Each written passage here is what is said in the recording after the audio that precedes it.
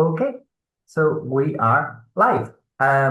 Great. Thank you all very much for coming here. It is really, really exciting to think that in about a month's time, you will all be coming here to the University of Glasgow, if you're not at the University of Glasgow already, to present your posters. This is the first of a series of trainings that we are offering in order to support participants at the British Conference of Undergraduate Research with your submissions and with your presentations.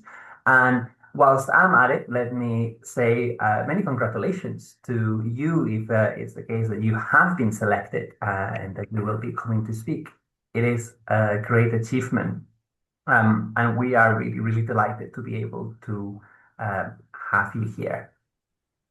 Um, Today's session is going to cover four main points. We will first be talking about the kind of principles of research posters. What are the main things that we are looking for in a research poster? And there'll be a couple of elements to that. There'll be the kind of like general principles of research posters, and then there'll be a couple of guidelines for BCUR specifically, which have to do with things like the size of the poster boards that we have. So we don't want you to show up with a poster that doesn't fit our poster boards, for example. Um, we will then be thinking about how to build an effective research poster. And as some of you, or hopefully all of you know, during BCUR, there will be an allocated time when you will have an opportunity to present your poster to the audience that might be around at that particular point. And so we will talk a little bit as well about how to present the information that you have in your poster. The interactive activity at the end will involve looking at some poster examples and hearing your thoughts on whether you think they work effectively or not and why. Right, so let's get started. In terms of like the general principles of posters, some of this might already be obvious to you, particularly if you have created posters before. However, I think it's important to reiterate that, posters are resources that should allow people to learn what the key points of your research are. They are kind of like overview of your research, not an overview in the sense that your abstract is an overview, but a bit more of like a detailed overview, providing some of the key evidence. And for that reason, it is very important that it is legible at a distance, that the people looking at your poster can absorb that information fairly quickly, and it has an intuitive layout. You don't want people in a poster setting having to spend 20 minutes looking at your poster in order to decipher what your research is and what is it actually that you're saying. You want to make it as intuitive and as clear as possible to communicate to people what is it that your research is, what is it that your main findings are, and how are your arguments and your claims supported by evidence and data. So this is generally speaking in terms of the principles that you would need to follow for this particular conference. Your posters should be portrait in orientation. If you're not familiar with this terminology, this means that information should be laid out mainly vertically. The poster should be narrower and longer rather than shorter and wider. It should be a vertical kind of like orientation portrait. And we're looking for posters that are A1 in size. This is so that they can fit the poster boards that we have. And obviously, if you bring a smaller size than A1, it would also fit, but it might look quite small in the board where your posters are meant to be displayed. A1 is the standard ideal option for printing and presenting your poster. If you bring something bigger than A1, you then risk your poster not fitting the board and then having some struggles to display it. As it says there, if you don't adhere to these principles, we might not be able to display your poster. So it is quite important, and I will be repeating these things throughout the presentation to make clear that we understand them. One way that we can think about posters is as visual research. Posters are in some ways a visual representation of the main points of your work. This doesn't mean that posters are exclusively made of images. As you can see in the example there can be a fair amount of text in a poster, but everything should be crafted with the idea that you are communicating information visually. The visual is the main kind of like channel for communicating what you have to say, right? The poster should tell the story of your research. And by this, I don't mean that you should narrate like, I first did this in my research, I then did that, I then did this other thing. But it should tell us the story of how you have reached the conclusions that you are going to be presenting. What are the different steps? What are the different themes that you are bringing together in order to arrive at the conclusions that you want to arrive at? And you should be supporting the main ideas of your poster with key evidence. How is a poster in this sense different from, for example, a presentation or an essay for that matter? Well, reasoning and interpretations, which are a key part of, for example, essay writing, where you need to present your idea, your evidence, and often you will need to make a kind of like some kind of interpretation or reasoning in order to explain very clearly how those things are linked. That has a bit less weight in the poster. You need to be careful about how you select the evidence and how you present your main ideas so that the connection between the two is clear enough for somebody looking at the poster, because you will not have space to explain in the poster what exactly is the connection between these two things that you are trying to express. There are different ways of organizing your poster, and they might vary quite a bit depending on the discipline that you are coming from. What I'm going to show you in the next slide is a very standard sort of like organization of information in a poster. And I don't mean to suggest that this is the organization that you should follow, but this is what we, in a standard way would expect to find in a poster. This includes your research background, which is a snapshot of the context in which your research has taken place. What is your research question or the knowledge gap that you are trying to address? Some of you might have methods that you will need to lay out, to expand on. This is particularly true if you are producing a poster in the sciences or in the social sciences. Both Mona and I have a background in arts and humanities. We both know that the methods in arts and humanities disciplines can be more or less detailed depending on what you are studying. You then want to provide a summary of your results and then the conclusions that you might want to draw from that.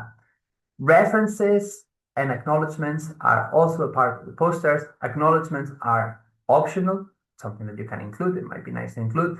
References are not.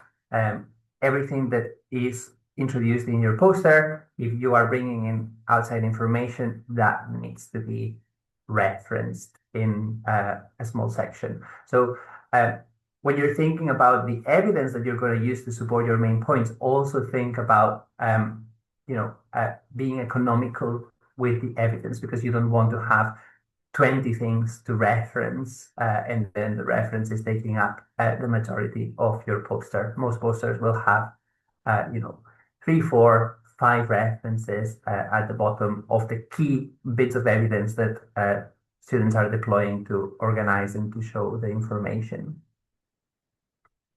And speaking of organization, there's a few things that you might want to think about when you are thinking about the organization of your poster beyond the sections that it should have and the information that you are going to include. And this slide tries to capture the main ones. The first one has to do with the organization of information in what we call panels. The idea that you are creating these boxes that have that are self-contained and have information about a particular aspect of your research. This is aimed at helping whoever is looking at your poster capture the key elements of your research at a glance and know how you are kind of like distributing the information, right? It makes it much clearer to read that if everything is in a kind of like free-flowing text. Panels also allow for the introduction of a negative space between them. This is space where there's no text, no data, no writing. And that can be really important in a poster. Negative space serves to organize the information. It shows us that there's a break or a space between that section and the next section. It's also a place for somebody that's looking at your poster to rest for a bit, to try and process what the first panel said before moving on to the next one. And in that sense, can make the poster much more accessible. Whatever panels you choose to include, they should all have headers. You should specify what that panel is addressing, what is the theme, what is the topic of that panel that will help the reader understand what is being discussed at each point. And even though bullet points are not completely necessary, they are quite an effective way of organizing the information inside each of the panels. As we were saying, if you just have a block of text in a poster, that tends to be much less accessible. If you itemize the information by bullet points, the reader can very quickly see how everything is distributed and where they can find the things that they might be interested in or looking for. The information in your poster should progress from left to right and top down. You don't want to create a jigsaw puzzle where the person looking at your poster doesn't really know, once they've read the first panel, where should they go next to continue with the research, right?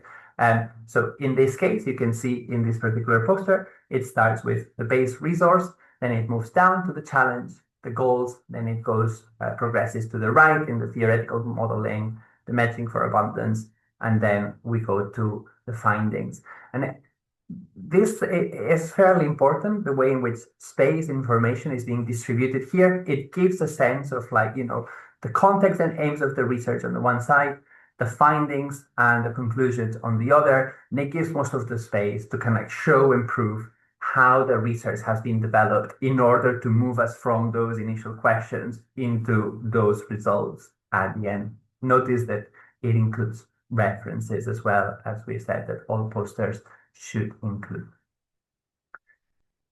So how can you go about creating a poster that fulfills these conditions? What are the steps that ideally you would be following to create the best possible poster? This is going to be what we'll discuss in the next few slides, which have to do with building your research poster. We're going to suggest that building your poster should engage you in 4 different stages: scripting, conceptualizing, designing, and producing. So let's look at what each of these means in a bit more detail. Scripting is about the selection of the information that's going to be included in your poster. It might also, and it actually should also include not just selecting that information, but rewriting it in order to fit the principles of that research poster, particularly if you are trying to use your poster to showcase research that perhaps it existed in an essay form before. When you're doing this, when you're selecting what is the information that you need to provide in terms of the main ideas, the evidence, and how that information should be rewritten, it's really important that you think of your target audience who is going to be looking at your poster. Now, you've all applied for this conference, so you all know that we place a lot of emphasis on multidisciplinarity in this conference. You were saying in the chat where you're all coming from, your different disciplines. This is going to be a lovely event where undergraduates from all over the UK mix with other undergraduates that come from many, many different disciplines. There'll also be some members of staff, and there might also be some professional members as well. But your main audience is going to be an audience of multidisciplinary undergraduates. The most successful posters will be the ones that are able to interest an audience that comes from multiple disciplines. And in fact, we've already, in the selection process, we were already kind of like selecting the projects that we thought were going to be most interesting, or that they had been better crafted to speak and to be meaningful to people coming from a multiplicity of disciplines. This means that if your poster is, I don't know, for example, you're working in English literature, which is my background, you're studying something that is really, really niche in that field, you should make an effort to think about, okay, how does this particular issue speak to concerns that might be of interest outside of my discipline as well. Your word count should be limited when you're thinking about your script as well. You have limited space in your poster and you want your font to be big enough to be legible for everybody. And this is where laying out the information in key bullet points can be really, really helpful, as well as considering the appropriate headers that we were thinking about in the previous section. So you're thinking about all of this in order to think about what is the information that you will need to include in your poster.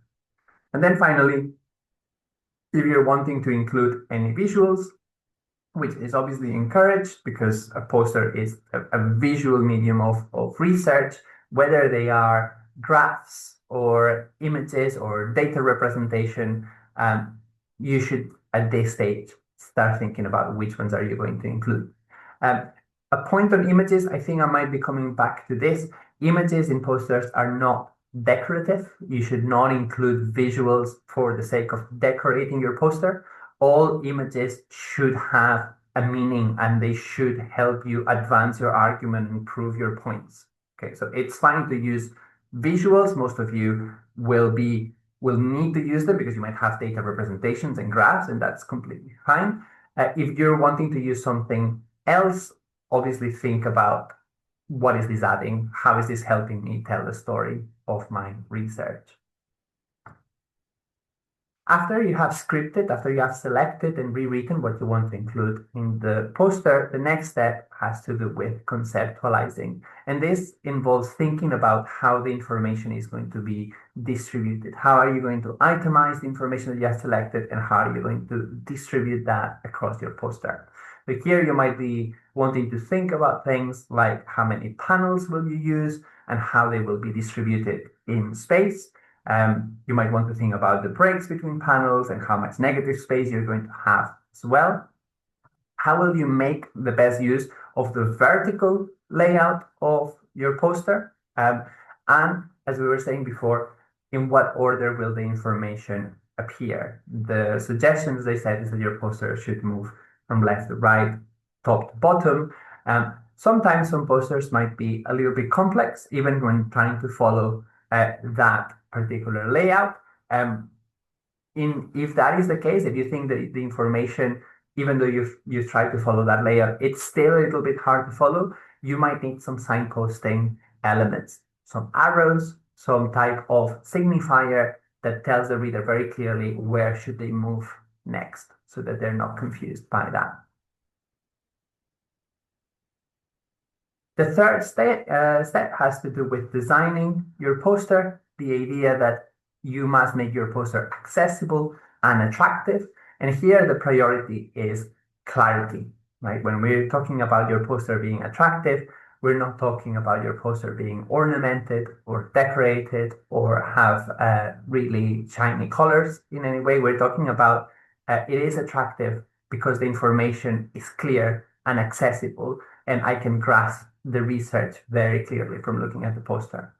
I've already mentioned negative space, but it becomes really, really important when you are coming to the design of the poster. This is an idea that is interesting as well. You can have the visuals to represent the evidence and help you advance your argument, but sometimes there might be some visual elements that you might add that can represent your poster as a whole. I think we might have an example of this later. Maybe a sign, maybe some kind of like particular image that gives, it acts as a kind of like metaphor for the research or for the poster as a whole, and it becomes a kind of like stamp for your poster. The colors should be a simple color palette. Um, and just like images, color is a signifier in your poster. I think I didn't mention it a few slides ago, but it was mentioned there in the point that color is also a way through which you can itemize and organize the information and tell whoever is looking at your poster, hey, this information is different from this other side of information, or this is how this particular claim should be grouped. Color can be used in this particular way. And finally, use fonts that are easy to read, that they're accessible, and that they are as large as possible, thinking about the amount of information that you're wanting to include as well.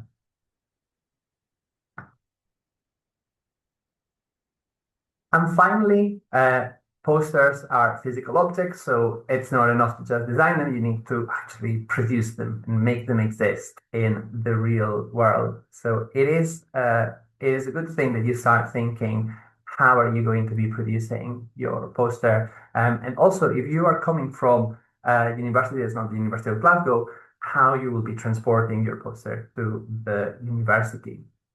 In terms of like making the most of producing the poster, which we understand can be a bit of like a costly endeavor. Printing posters is not free, unfortunately. We suggest that you start by creating a dummy poster that you can print in A4 or A3 for a relatively cheap price, in order to make sure that you've checked for mistakes, margins, how things are aligned, how things are flowing, before actually spending the money on the final product. You want to be thinking about the resolution of your poster, particularly the visuals. There's some guidance that is going to be posted in the website very soon. We are suggesting that your resolution should be of a standard of 300, I think it's dots per inch. I think that's the measurement that they give. But you will have this in the guidance. There's also some guidance on the right kind of paper. I can't remember off the top of my head the specific weight of the paper that we are suggesting, but obviously try to look for a weight that it's a bit heavier than regular paper, just so that it has that kind of like poster stability. And also what's particularly important is that you choose a matte type of paper rather than a satin type of paper. If you envision you will be in a hall where several posters are going to be presented at the same time, um, if light enters that hall and several people have satin posters, that's going to be a reflection of mirrors that is going to be really uncomfortable for everyone. And also it might prevent people from looking at your poster and actually seeing what you're there, because the light will just be reflected off them. So matte paper is really, really important because it doesn't reflect the light very much. Okay, we're getting to the end of my presentation. And as I was saying before, there is a space each day for those of you who have posters to present your research to the people that will be circulating the poster space. Posters are self-sufficient objects, and they should be enough in itself to present the research and to make a convincing case for the research. But you can also think about them as communication tools, which allow interesting parties to network and to have meaningful conversations about the research. So when you are creating the poster, you should also be thinking about not just what information goes in the poster, but how are you going to talk about that poster? How are you going to present it, and how are you going to discuss it with the people that are interested in your research.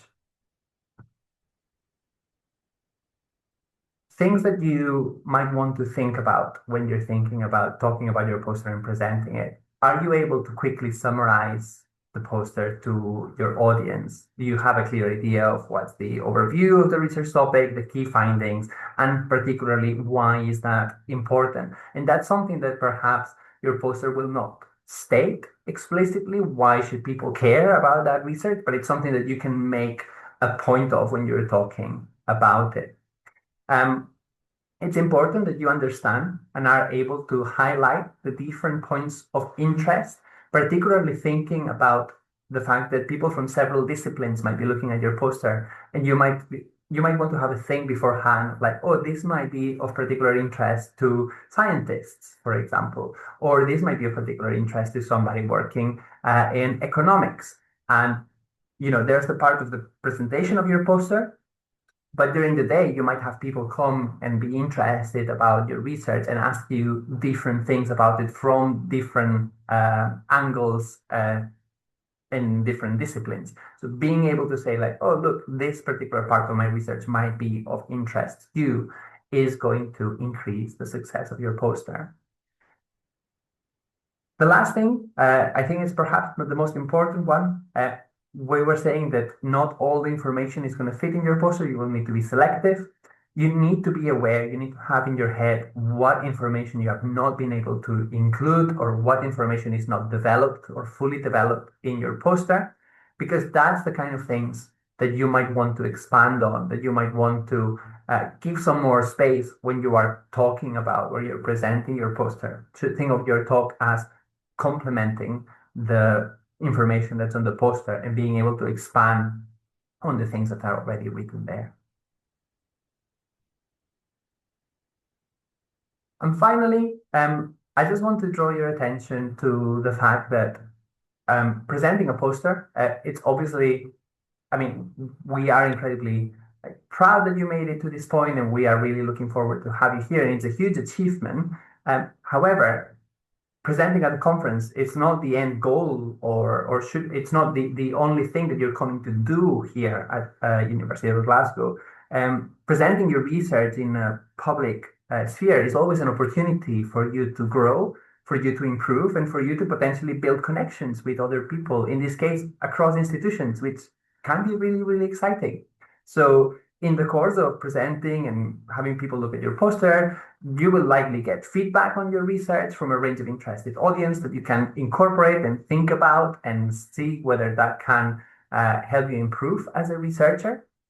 And you will obviously be developing core presentation abilities, which is what we've talked about being able to present and talk about your poster, not just throughout the space of the presentation, but throughout the day.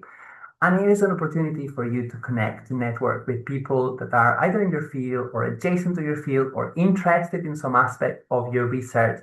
And you are only undergraduate students. We understand these are early stages of potential research career, but it is never too early to develop interesting collaborations, interesting synergies, and potentially also friendships across research, which is something that would be just really, really nice.